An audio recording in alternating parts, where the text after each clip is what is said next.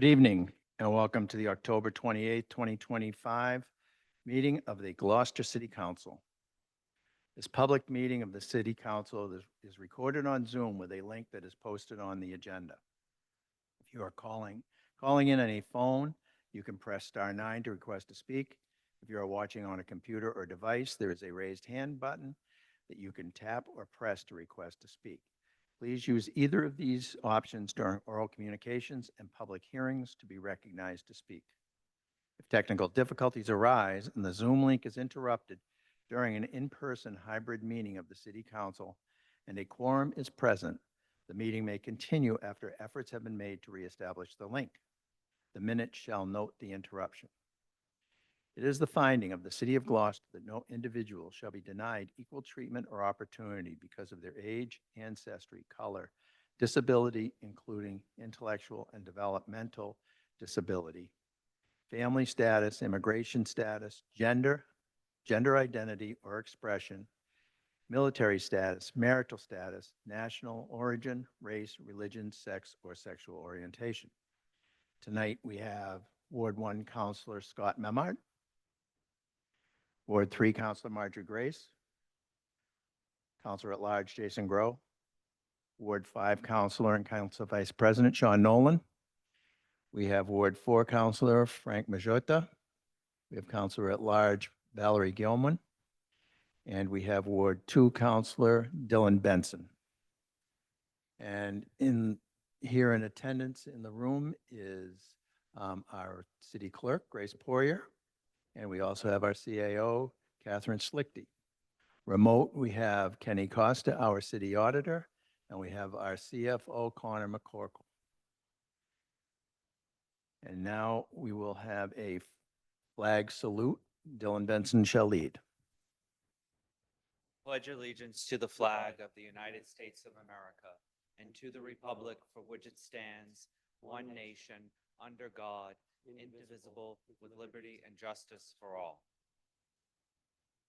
Councilor Nolan would like to do a moment of silence. I'd like to do a moment of silence to reflect on all the countries that are going to be affected by this devastating hurricane in the basin of the Atlantic.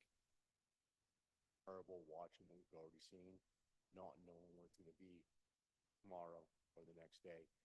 But I just believe that our thoughts and wellness should go with them in this time of need. Thank you.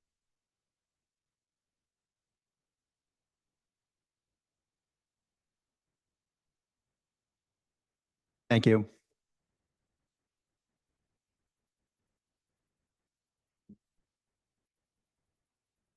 Next order of business, Madam Clerk. Oral communications.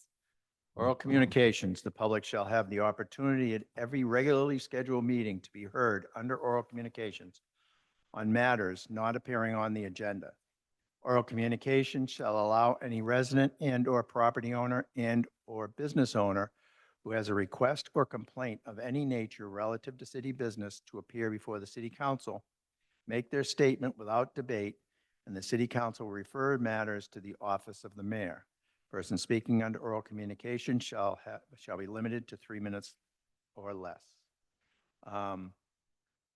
Anyone in the auditorium who would like to speak at oral communication, step up to the podium and state your name and address for the record, please. Hi, good evening. My name is John Dion, and I live at 1 Deacon Farm Lane. To the microphone, please. Just lift it up a little higher. And I live at 1 Deacon Farm Lane. Tonight I come before you to represent the members of Deacon Farm Lane Homeowners Association. Our ultimate goal is for the city to accept Deacon Farm Lane as a public street. We'll be pursuing this through the proper application process soon. Tonight, we're asking that the city assume street plowing on Deacon Farm Lane beginning this snow season. I understand that there was a construction bond, and that has been a little bit of a bone of contention.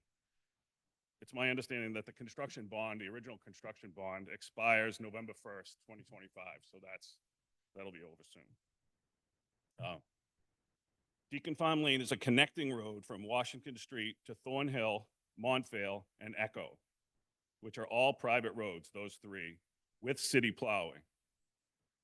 We request to be treated the same as those other private roads.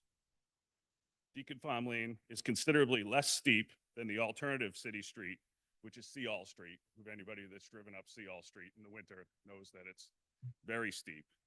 Ours is considerably less steep than that, making the access to the entire neighborhood easier and safer for cars and emergency vehicles.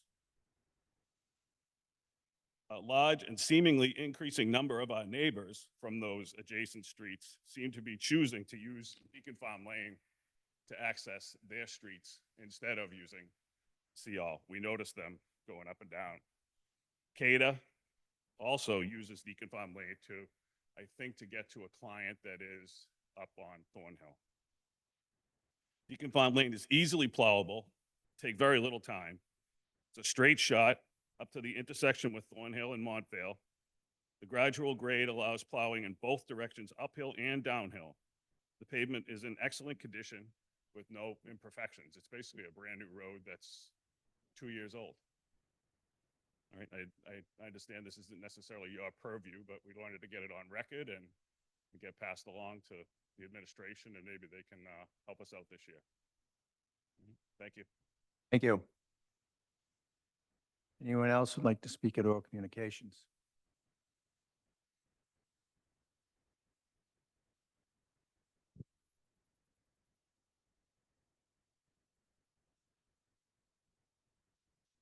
Good evening. For the record, my name is Joel Favaza. I'm a resident at 28 Middle Street. I read a recent report on a city council debate that reported that a city councilor said there was no plan to consolidate Beaman and Plum Cove schools. So just wanted to remind everybody that in 2016, the school committee voted to consolidate from 5 to 3 elementary schools. Later that year, I think it was in early that year, the school committee held meetings at each of the then 5 elementary schools explaining the plan of consolidation down to 3. We then had a joint meeting with the city council in March of 2016. Councilor Memhard, Councilor Nolan, Councilor Gilman were there. Councilor Gross and I were there on behalf of the school committee, among others that are not in this room tonight. And we heard reports from Durham Whittier. We heard reports, I think maybe from DPW, talking that neither East Gloucester nor Beaman were going to make it to 2030, and both were ripe for replacement, and both could be the launch pad, basically, to get the consolidation going. Both bodies took unanimous votes to approve statements of interest to the MSBA for East Gloucester and for Beaman, East Gloucester being intended to consolidate with veterans, Beaman being intended to consolidate with Plum Cove. And we were told by Durham Whittier that our chances of getting an award from MSBA for the first one, which would be East Gloucester, was improved by promising that we were consolidating down into 3 elementary schools. So again, we went through, promised all the families of the elementary school district we were doing this, that everyone was going to be getting their new school. We promised the Beaman and Plum Cove families specifically, we were asking for their support for the East Gloucester and veterans replacement and consolidation. We promised the voters that we would be taking care of all students and families when we asked for an override to pay for the East Gloucester veterans consolidation. I know that the city is facing a huge bill in the sewer treatment plant, but we knew about that then. We talked about that then. And so I just want to be clear that both the school committee and city council made representations to the school district, to the voters, and to a state financing authority, the MSBA, that we would be consolidating Beaman and Plum Cove after we consolidated East Gloucester and veterans.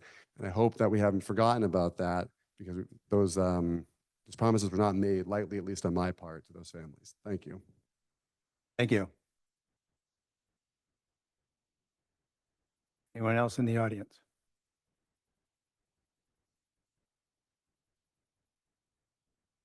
We don't have anyone online. Next order of business, Madam Clerk. Presentations, commendations. Okay, we are, we'd like to point out and that this is let me pull it up so I stop doing this. Operation Keep Gloucester Warm. And it is, and you can see in front of us there, if the camera would go to it, there's a donation box. They're all over the city. Donation boxes that are in our municipal locations include City Hall. It'll be downstairs in the, there it is. It'll be downstairs in the rotunda. Cape Ann Veteran Services have it. All four fire stations have it. The police station has it, Gloucester Public Works, and the Sawyer Free Library. And our council vice president also has one in his office over on Conlin Road at Extreme Auto. And I noticed that the one over there is overflowing at your shop. We have bags. You have bags, so, Bags. It's working out well. yeah. So, I want to thank the public for that. There's a lot of people that could use the help right now, especially not knowing what's going to happen with the federal government over the next month or so. Times are getting cold, even, sorry. Go ahead. Sorry to hijack. Even if you don't have something that you can give, even if you go to Walmart and buy a $20 child's jacket, it'll make a difference. And there are plenty of locations where you can drop them off. It's not just people living in the streets that are looking for help. It's everyday humans that live in Gloucester that are having a hard time making sure that their children are covered while balance the fact of medical and food that may be coming up. So if anybody could find it in their hearts to do even the smallest donation of a hat or a pair of especially children's gloves to go to any one of these stations, it would make a difference for the city of Gloucester. We're a giving community and we take care of our own. Please keep this going. Thank you. and this, what Sean's talking about is this, a lot of this is donated secondhand clothing articles that are in good shape and clean. So I know I've dug a couple out and I just threw them I had them in the washing machine, threw them in the dryer today that are going to arrive either here or at Sean's house, Sean's office. You might as well be your house, you're right. So if you have, one of those jackets is from an old business that I had that I just was holding on to sentimentally. It didn't get worn a whole lot. It's like, no, it's time to put this on somebody who needs it to keep them warm. And, also if you can't get over the bridge to Walmart, we do have Marshall's here in town that has some very economical winter wear. And Nelson's also for gloves and warm long underwear and things like that. So we do have merchants in town that can also help supply this, but also it helps, look through your closets. Anybody else? Dig dip. Oh, Councilor Gilman. Just a shout out to Kristen Michelle, who received the kindness cup mug. And a lot of her initiative has been to get these all over the city. And on the postings, there's tons of other places in addition to the municipal spots. So ditto to what Councilor Nolan and Councilor Gross said. Thank you. All right, very good. Next order of business, Madam Clerk. Confirmation of new appointments. Councilor Nolan.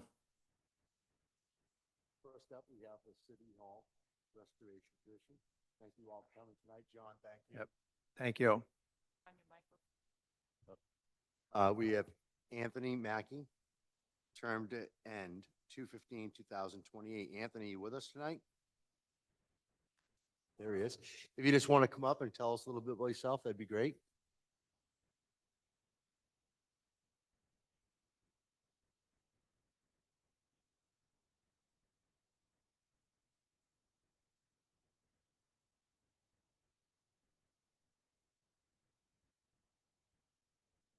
It's Joel's fault. There we go. Good evening, City Council. My name is Anthony Mackey, resident of Gloucester. Was at Rotary about 2 months ago. One of the members of the club put a call out for anyone interested in joining the City Hall Commission, Restoration Commission.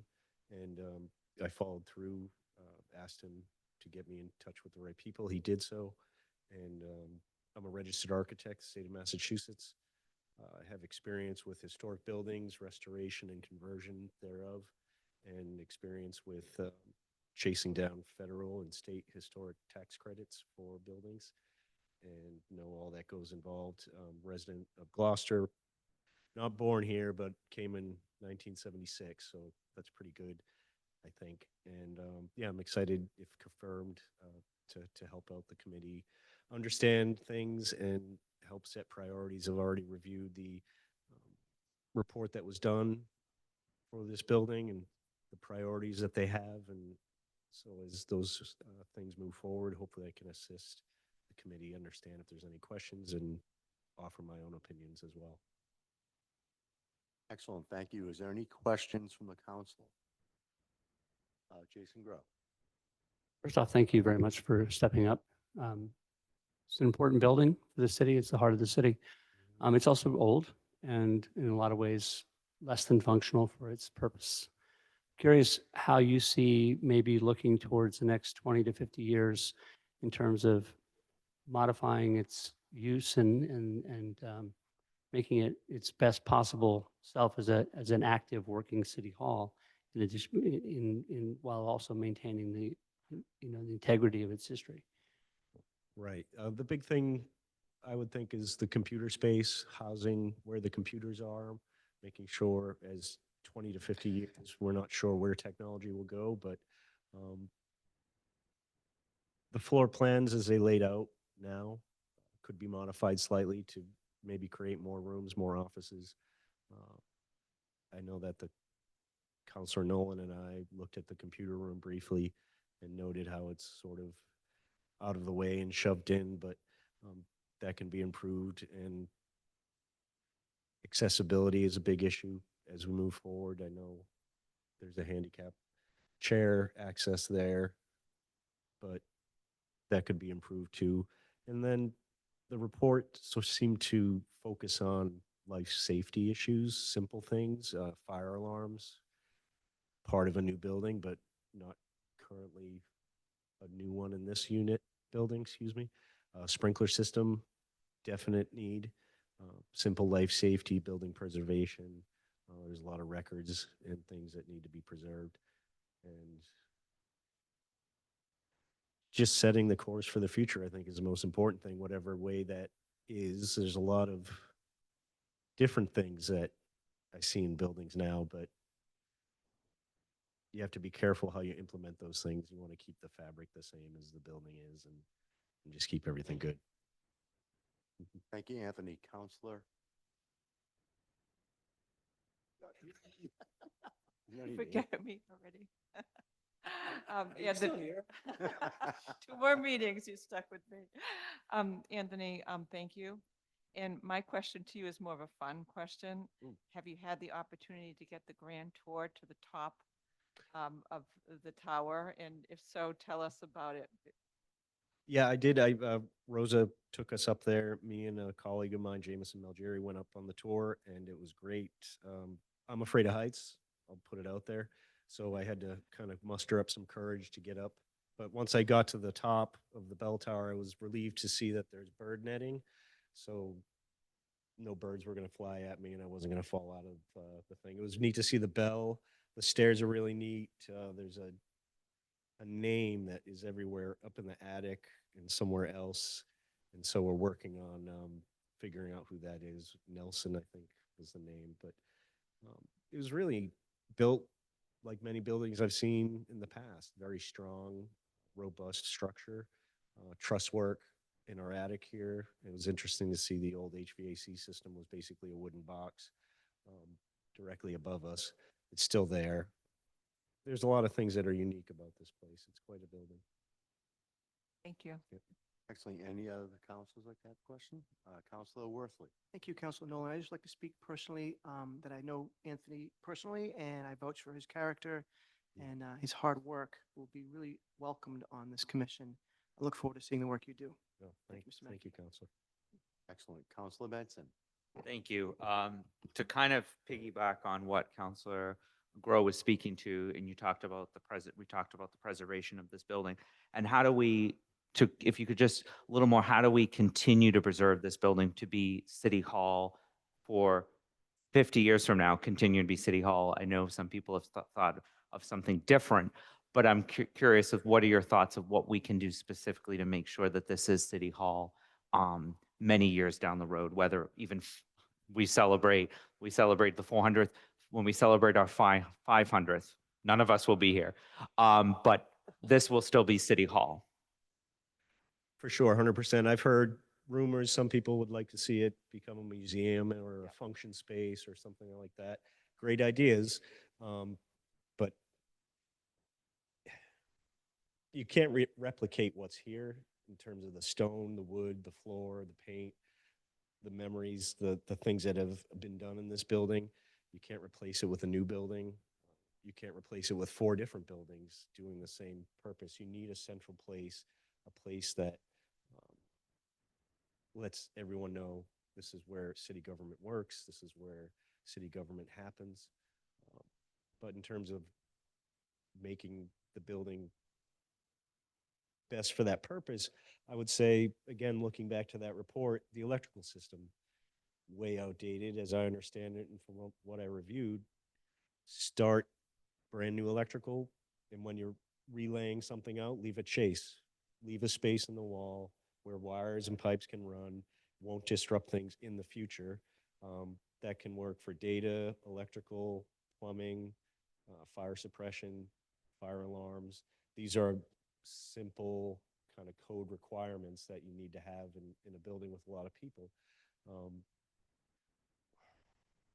We don't know what the work situation will be, how many employees the city will have, how many they want to fit in this building. We're kind of restricted in that there's only so much room, there's only so much volume. So, and with hybrid work from COVID and work from home with COVID, that would have rendered, if that continued, that would render this building more or less not necessary. I think the big thing is just treat it like a shell, for lack of a better way to put it. And then as things evolve, technology evolves, people change, requirements in society change, that shell should be set up in such a way that it allows everything to change in and out. It's almost like a refrigerator. You know, you're going to put orange juice in there, you're going to put Coke in there, you're going to put milk in there, but the refrigerator is a refrigerator. It's sort of like this building is a refrigerator for government, but things come and go. But it just so happens that this refrigerator is a beautiful building with all these amazing things in it. So that's how I would advise the committee. Excellent. That was very well thought out. Thank you for that answer. Thank you, Anthony. Any other counselors? Seeing none, I'll read a motion. On a motion by Council Majota, seconded by Councilor Grace, the Ordinance Administration Committee voted 3 in favor, 0 opposed, to recommend the City Council appoint Anthony Mackey, sorry, to the City Hall Restoration Committee, term to end 2/15/2028. And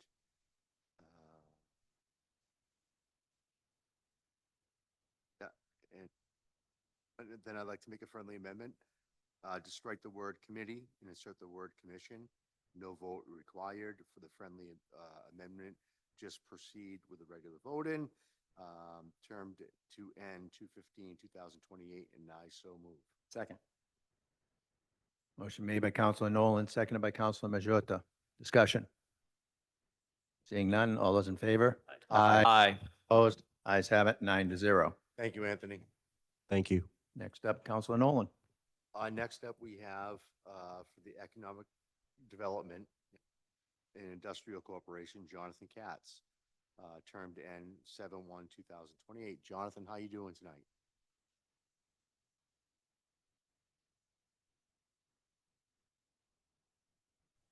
Thank you. Can you hear me?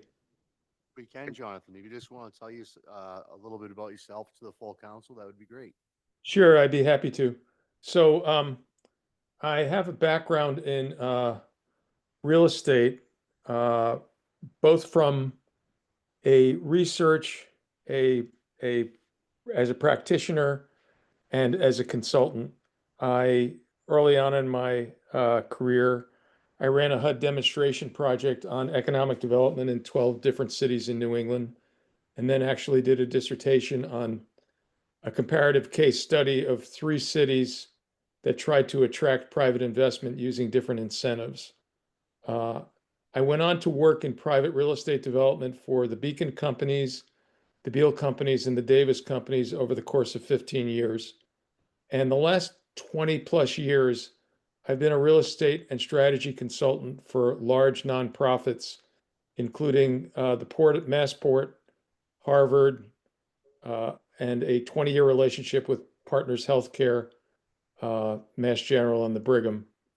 I also served on the Economic Development Commission of Newton, the original first inaugural term of that body. I live on Dennison Street full-time, and we become full-time Gloucester residents 4 years ago, but we've owned our house for 16 years, and we've been coming to Gloucester for 35 years. So that's a little bit about me.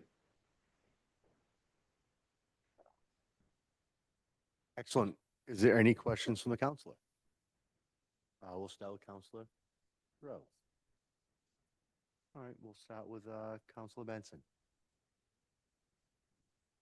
Val, you had your hand up before, but anyway, no, I wasn't, but anyway. So thank you for putting your name forward.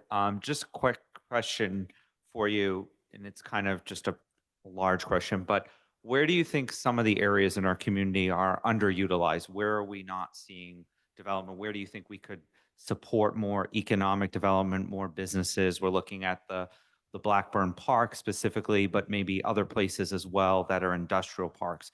Where do you see we could do more in around and in incentivizing more businesses to come into the community? Right. Well, let's start out with the industrial parks. Blackburn is pretty well subscribed at this point. And it's very important to retain what we have there. I mean, retention, people kind of get lost in the whole idea of attracting businesses and sometimes lose sight of retaining what you have. And it's a lot cheaper and more important to retain your existing businesses and your existing jobs. I think that the focus, as I understand it, of the Economic Development Commission in the next couple of years is going to be the fish pier and how to work with the state and how to try and promote development at the fish pier that works for the entire community. I have to say that I'm just getting up to speed with some of the past process around the fish piers, past community process. And, I think that's going to be our focus short term. And again, I don't think we have a lot of room in our industrial parks at this point. We're pretty well subscribed. But I think trying to look at who's there and make sure that we hold on to those people and do a good job is very, very important. Thank you. And if I may just quickly follow up where you talked about the fish pier, if that's okay. What do you envision for down there, and how do we do it in a way that preserves our marine industrial economy, our fishing heritage? Well, as I said, I'm just coming up to speed on this, so I don't want to, I think that there's a community process, and I think that one of the things that we're going to do is look at New Bedford, look at some other fishing towns and see what they have done. And Jonathan, I'm gonna, in the interest of efficiency, that's mass development controls that. I know that. It's not on the purview of the EDIC, so I think more of the questions is what the EDIC is going to undertake under its own purview. I think we're going to work with mass development. Obviously, mass development controls it, but I think that they're open to working with us and probably starting a new process.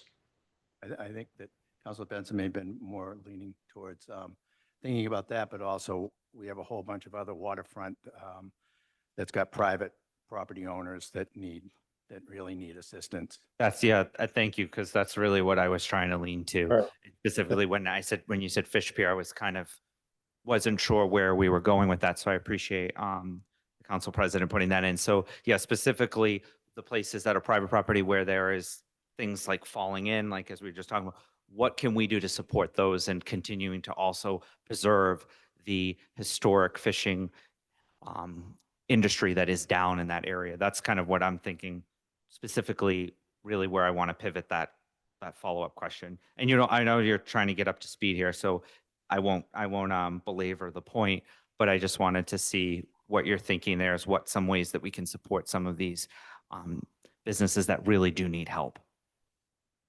Thank you. Oh, I think that, part of it is going out and talking to people and seeing what they do need. And whether and I know there's some organizations that are, some of those businesses are working together, but I'm just really coming up to speed. So I can't really, it's kind of like if you ask me the same question 2 years from now, I'm sure I'll have an answer. But right now I've just volunteered to be part of this operation, and hopefully that my background and my experience can lend something to that. Okay, thank you. Counselor Grow. Thank you. And thanks for the recitation of your experience and your qualifications. It's impressive. I was going to ask the question about what do we do about attracting more businesses, different businesses to the community, but I think you brought up the issue of retention, and I'm actually kind of piqued by that.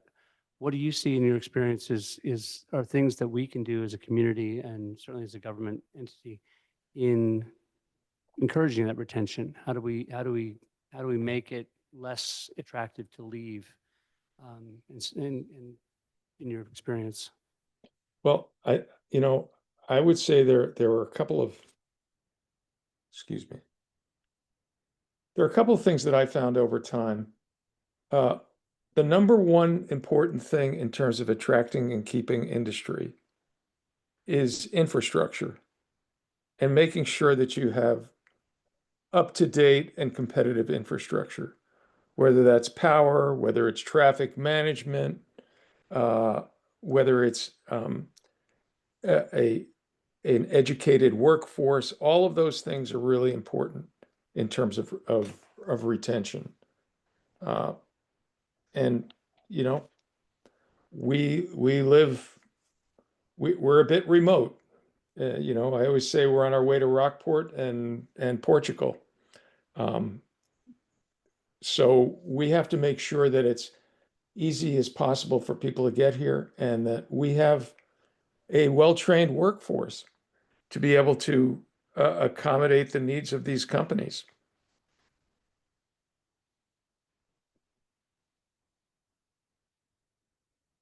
Councilor Memhard. Yes, welcome, Jonathan, and I appreciate you stepping up to helping the EDIC. As it's been reconstituted by Mayor Verga, it's an excellent economic development engine for the city.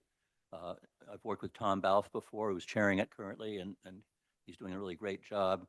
One of the infrastructure issues that you just identified and is really key as a obstacle for both retention and expansion, unfortunately, is our electrical infrastructure and capacity.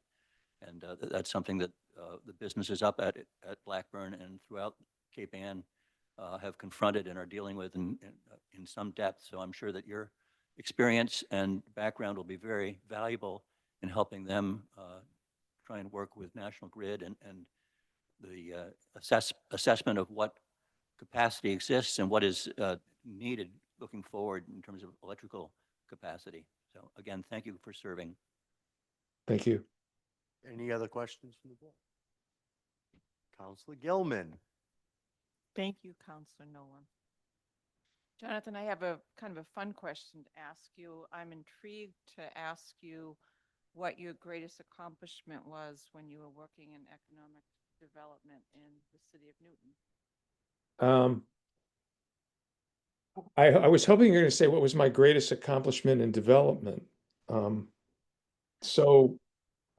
Newton, Needham Street has been a big issue. And I would say that as a group, we did not solve that issue in terms of what's become of Needham Street. If people are familiar with it, it's a retail area with a tremendous number of curb cuts.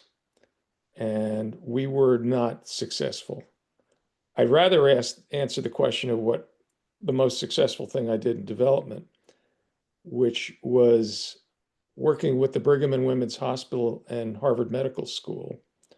There was an agreement that the Brigham and Women's Hospital would never cross Francis Street with the community. And Harvard, I had been working with them as well, owned about 28 properties in the neighborhood that they didn't consider strategic. And we put together a program where the Brigham and Women's Hospital bought all 28 properties, gave 25 of them to the community group, and in return, the community group worked with us on moving 6 historic triple deckers onto adjacent lots. And then I managed the development of the Shapiro Cardiovascular Center on that lot. So, Wow, that's fascinating. Thank you so much. Excellent. And I'd like to ask Councilor Gross. Yeah, hi, Jonathan. Thank you for stepping up for this. Now, I'm very intrigued when you talked about retention because that's, really a focus that needs to be brought forward with this committee. But we always lived in fear because all Gorton's fish is trucked in. We lived in fear and have often always said it could be anywhere. It doesn't have to be here. It could be in Iowa. But lo and behold, they are building a plant in Indiana. So I'd like to just maybe not your thoughts, but just I think that we really need to, you guys need to keep track and make sure that we are being competitive with Indiana to keep Gloucester as their anchor processing facility. I know that the secondary treatment plant will help them out a little bit on their pre-treatment of their wastewater, so that's a little bit of a benefit. But other than that, you've heard about the problems of our electrical grid and yes. that, but we I think that that's really an important business that needs to be paid attention to and nurtured that it stays here. So just to break in, 2 hours ago, I was actually with the person from Gorton's who managed that development in Indiana. And they have no plans of reducing their labor force here. That was an expansion on their part. But, I certainly get your point, and it's very, very important, whether it's Applied Materials or Gorton's or some of our other bigger employers, but also our smaller employers too, because there's a lot more job creation that comes from small companies. So everybody deserves that type of attention. And we have seen a resurgence on the waterfront. There's been a few new businesses that have, so I'd also like to see some more attention paid to that, to the smaller lots that we have in the businesses and the property owners that own those. But thank you very much. Excellent. So I do have one last question, and Councilor Gilman did spur this because you were excited to speak about something different, even though what happened in Newton was a success story. What is your favorite thing that you've done in economic development? Well, I would say, are we in Newton or can we go other places? We are wherever you want to be. Well, I would say I negotiated on behalf of Massport, the redevelopment of Commonwealth Pier with Fidelity, which is a $1 billion project. And as you might know, Fidelity was really the first mover and the pioneer in that area. And I'm very proud of working with them and putting together a deal that worked from both sides. And that facility is probably going to open in the next 6 months. And in case anybody doesn't know much about Commonwealth Pier, it is basically the Empire State Building laid on its side. I think it's about 800,000 square feet. Excellent. Thank you very much. I am excited to have your expertise in our EDIC. There's a lot of great members, and we need to maintain jobs and relations in this city, and I think you're the perfect person to help with that. Thank you so much. Being said, I'd like to read a motion. On a motion by Councilor Grace, seconded by Councilor Majota, the Ordinance and Administration Committee voted 3 in favor, 0 opposed to recommend the City Council appoint Jonathan Katz to the Economic Development and Industrial Corporation, term to end 7/1/2028, and I so move. Second. Motion made by Counselor Nolan, seconded by Counselor Grace. Discussion. Seeing none, all those in favor? Aye. Opposed? Ayes have it, 9-0. Next order of business, Madam Clerk. Consent agenda. Would anyone like to pull any item off of the consent agenda? Counselor Nolan. I'd like to pull the draft of October 20th, 2025 O&A minutes. Thank you very much. Anyone else? Counselor Grow. I'm going to pull the building commissioner's letter on behalf of the zoning board of appeals regarding the proposed amendment to the zoning ordinance, section 6 definitions. Thank you. Anyone else? I'd like to entertain a motion to accept the consent agenda as amended. Second. Motion made by Counselor Grow, seconded by Counselor Memard. Discussion. Seeing none, all those in favor? Aye. Opposed? The ayes have it. Counselor Nolan. I'd like to move to strike City Hall Restoration Committee and insert City Hall Restoration Commission where it appears in the minutes, and to approve and file as amended. Motion made by Counselor Nolan, seconded by Counselor Gilman. Discussion. Seeing none, all those in favor? Opposed? Ayes have it, 9-0. Counselor Grow. I'm going to make a motion to waive notice to abutters in accordance with GZO section 1.11.4B and set the public hearing date to Tuesday, January 27th, 2026, and further to vote to refer to P&D and the planning board. And I so move. Second. Motion made by Counselor Grow, seconded by Counselor Gilman. Discussion. Seeing none, all those in favor? Opposed? The ayes have it, 9-0. Next order of business, Madam Clerk. The October 23rd Budget and Finance Standing Committee report. Counselor Memard. Thank you. As has been our recent pattern, I would like to propose that we adopt the Budget and Finance Committee report of October 23rd, 2025 as a consent agenda, and I will step through the various summaries once that's approved, if there are any questions.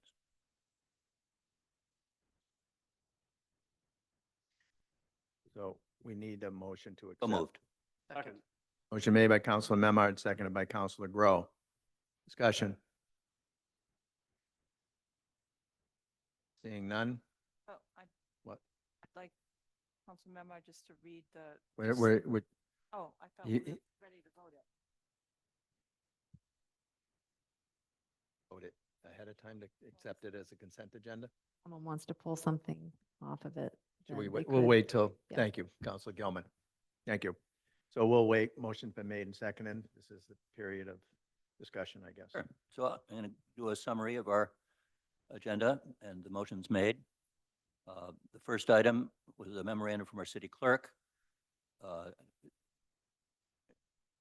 2026 SBT number 1, special budgetary transfer number 1 in the amount of $9,042.20. And then in a second 2026 SBT 2 in the amount of $366.85. Both of these were reimbursement to police details for the September 16th, 2025 preliminary elections. The next item on the budget finance agenda was a memorandum from the Archives Committee requesting our acceptance of a donation of a 4-step folding ladder, a 3-step foldable ladder, and a two-door mini fridge. And the total amount of the donation is $217.82. The third item was again from the Archives Committee requesting acceptance of a donation in the amount of $111. The fourth item was memorandum from the Veteran Services Director requesting acceptance of a donation to support the Cape Ann Veteran Services in the amount of $4,000. Just briefly read the names of those contributors, which include the Sergeant David Coulard Memorial Fund. His family is a repeat contributor to our veterans. Thomas Grossman, the Rotary Club of Gloucester, and Ed Camo for a total of $4,000. Number 5 was a memorandum from the Community Development Director requesting payment of a fiscal year 2025 invoice with 2026 funds in the amount of $6,137.16.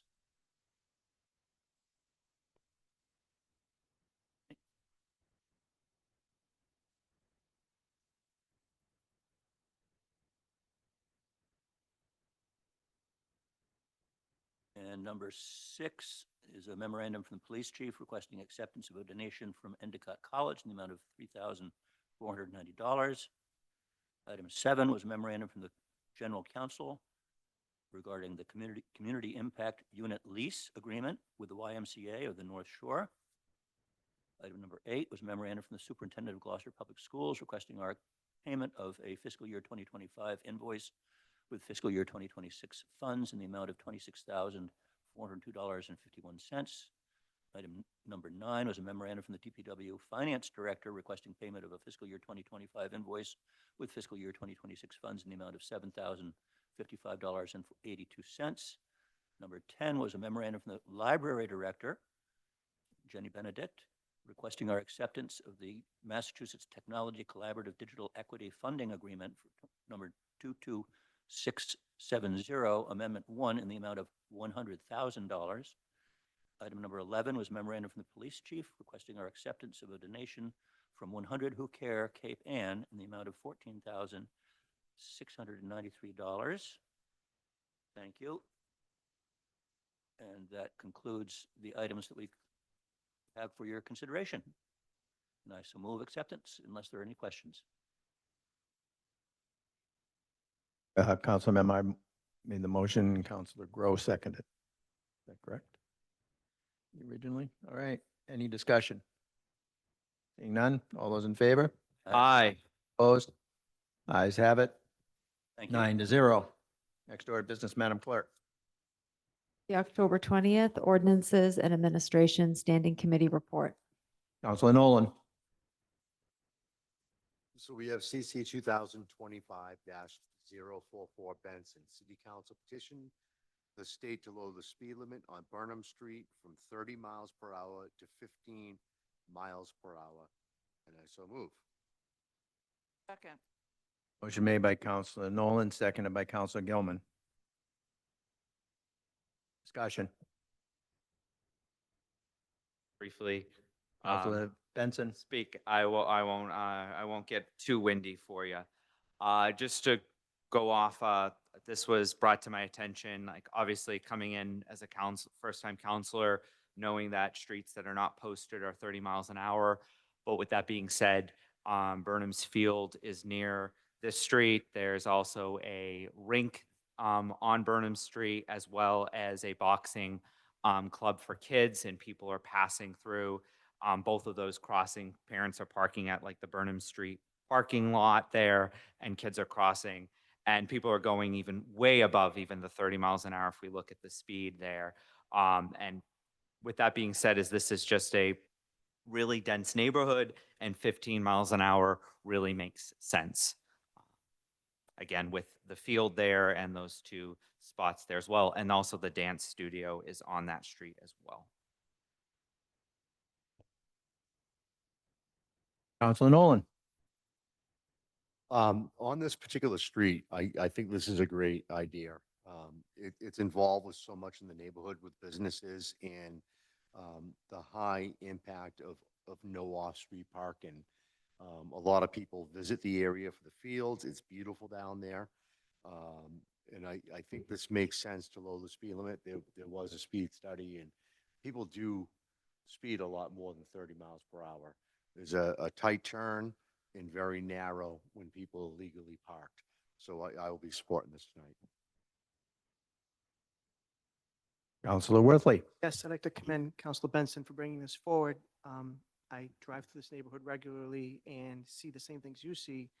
And not only is it a well-used neighborhood in the field and the dance studio and the boxing club and the rink, it's also a pass-through street. A lot of people who are trying to avoid Maplewood Ave, Prospect Street intersection fly through there. And my hope is that not only do we lower the speed limit, but that we press on the administration and the police department to enforce it. A few tickets early on can go a long ways towards adjusting behavior. So that's my hope. I do wonder one thing from a procedural standpoint. Are we supposed to have a public hearing on a request to lower the speed limit in a neighborhood? No, it's just a letter to the state requesting it. Okay. But the larger point was, good job bringing it forward, and I look forward to seeing this pass. Thank you. Anyone else? All right. All those in favor? Aye. Opposed? Ayes have it, 9-0. Do the recommendation. Oh, you probably should. Sorry. That too. On a motion by Council Majota, seconded by Councilor Grace, the Ordinance and Administration Committee voted 3 in favor, 0 opposed, to recommend that the City Council forward a letter to the Mass DOT requesting the speed limit on Burnham Street, a public way, be reduced from 30 miles per hour to 15 miles per hour, and that such letter be accompanied by a certificate of vote of the City Council. And I so move. Second. Motion made by Counselor Nolan, seconded by Counselor Majota. All those in favor? Aye. Opposed? Ayes have it, 9-0. Next order of business, Madam Clerk. The October 22nd Planning and Development Standing Committee meeting was canceled, so there's no report there. Next up will be public hearing 2025 number 47, RZ 2025 number 6, amend GZO section 5.11, inclusionary housing requirement. We'll open the public hearing and continue it to November 24th, 2025. Next order of business, Madam Clerk. Public hearing 2025 number 48, loan order 2025 number 3, loan authorization request in the amount of $1 million for septic system improvements.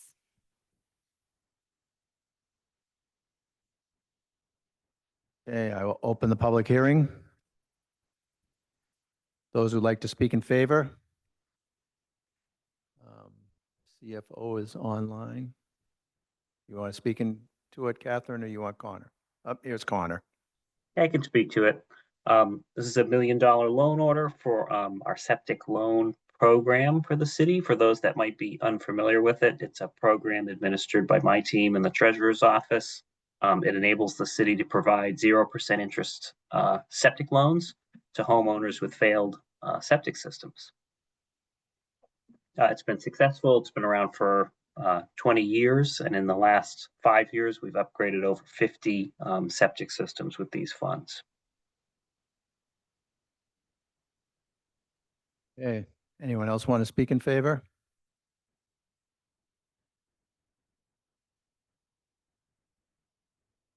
Anybody want to speak in opposition?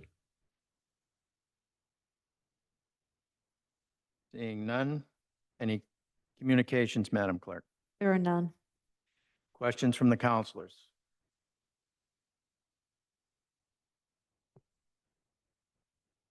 Council Benson. Okay. So just a question, just because I am not super familiar with this, just so I was reading through and preparing. So this is like, say, this would give a loan to someone. So if, say, their septic system failed, if I'm correct, and if someone's septic system failed and they needed to repair that, this would be available to them. Is that what this program is? Just so I understand it. That's that correct. kind of- There are okay. requirements they need to meet as far as gross annual household income. They have to be current on all their bills with the city, and then we assess it like a private way paving betterment. So it's payable at 0% interest via their tax bills over 10 years. So it would help, yes, say if someone doesn't have means to, that's what I understand. So it actually would help protect people from financial ruin too. So thank you. Connor, I think we do charge an interest on the paving betterment. Right. I'm sorry, the methodology is similar to a paving betterment in the Correct. I sense just that wanted you'll to- see it on your tax bill, but this one's 0% interest, yes. Is the septic, is this more than 10 years or is this 10 years, this septic loan? typically do them for 10 years. The program does allow up to 15. It's rare that we do them for 15. It's usually 10. Okay, thank you. I understand people. Jason? Oh, yeah. Well, I was gonna ask you to just like, because you've been chiming in, but. Connor, if you could explain to me, so we're borrowing $1 million, setting that aside for programs, or we borrow it as it comes? The question is, who covers our borrowing costs? So the city's general fund covers the borrowing costs. So typically our true borrowing costs, the issuance costs are covered during the sale through bond premium, but the interest cost is borne by the general fund. And do we have an expectation of what that is? I mean, I'm assuming that we only borrow as we need to borrow for projects. Right. So I borrow twice a year. I only borrow what we need to keep the interest costs low. Based on current interest rates, I imagine this would cost about $18,000 a year if we're bonding for 15 years. It is a city cost that we bear. Correct. Thank you. Councilor Worthley? I was just going to say, thank didn't you forget. first, and thank you to the administration for bringing this forward. This helps a lot of people who need it. Some people who are facing difficult times and have to upgrade a septic tank. It can be debilitating financially. This helps people who might be able to add a unit to a property, or if we're talking about adding more housing in some cases, this could be the difference. If it fails, but right, to expand the number of bedrooms, but also this helps the environment. I think sometimes we forget that the environment also can win by us investing in this. So I support it, and I commend the mayor for bringing this to us. Thank you. Councilor Grace? Hey, Connor, in the minutes from the BNF meeting about this, there was something in there in regard to if somebody is on septic but hooking up to sewer. Can you just talk about that a little bit, or am I misunderstanding something? Nope, that's correct. So if someone has a failed septic system and they have the option to connect to sewer at their street, they can use this program to do that as well. But it has to be a failed septic system. It can't be one that's in good working order and sewer comes through and they want to connect to sewer. Correct. It has to be a failed system, or you can work with the Board of Health to do a voluntary upgrade, which basically is your way of saying the system is failing and I want to upgrade it. Thank you. Councilor Nolan? Thank you for being here tonight, Connor. Most of my ward is on septic, and we don't have city sewer. And one of the things that makes it a little bit easier for the people in my district is the fact that they're not available for sewer. But if something goes wrong, they can get the loan at 0%. The federal government used to give us a little bit more money in the state towards that, but now we have to bore the interest. But you're also talking about a group of people that have had to pay for the CSO projects and the North Sewer projects, and they paid their part for everybody else to be involved in what the city spent on those monies. And that's why this is important, to give back to people that paid but have no results or benefit from what happened in that. And this is what makes it important to my people in Ward 5, that this is there for them. Is that correct? That's correct. Thank you. Councilor Benson? And maybe you can answer, or maybe Connor can answer, just so understanding too is when you said it's a 10-year or 15-year, do people pay it like they pay it monthly, or what's like, how does that payment work too? It appears on their quarterly tax bill. Okay. Okay. I thought so, but I just wanted to make sure. Thank you. And this is income-based, correct? This is income-based, and there were original restrictions when this used to be grant funded, as Councilor Nolan mentioned, that gives priority to certain areas of the city if funding was limited. So in the event that we get a bunch of applications, there are certain areas of the city that are prioritized, just given the nature of their geography.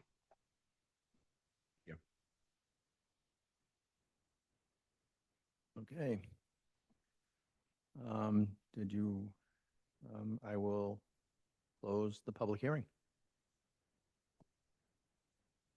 And Councilor Memhard, Yes, you're ready. I am. Go for it. So we Need had, some water? we had an excellent presentation by Connor, and this is clearly a valuable program. Committee recommendation, Budget and Finance, on a motion by myself, seconded by Councilor Worthley. Budget and Finance Committee voted 3 in favor, 0 opposed, to recommend that the City Council approve the loan order as follows. Ordered that $1 million is appropriated for the purpose of financing the following project: repair, replacement, and/or upgrade of septic systems pursuant to agreements between the Board of Health and residential property owners, including the payment of costs incidental or related thereto.